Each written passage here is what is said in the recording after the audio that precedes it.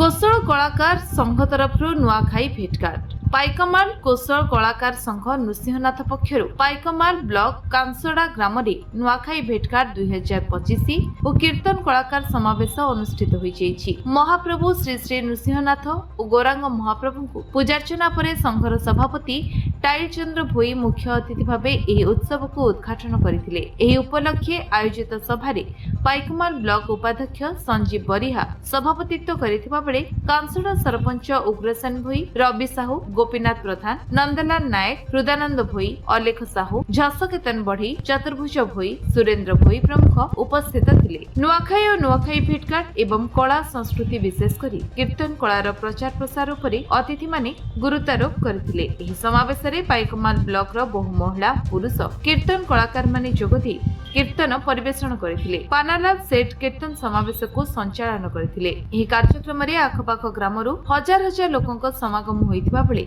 कांसड़ा grammar समस्त ग्रामवासी सहयोग करथिले। समस्तक पई अन्न छत्रर व्यवस्था होइतिला। बरगडरू गौरवଙ୍କ रिपोर्ट विश्व विजय न्यूज ओडिशा।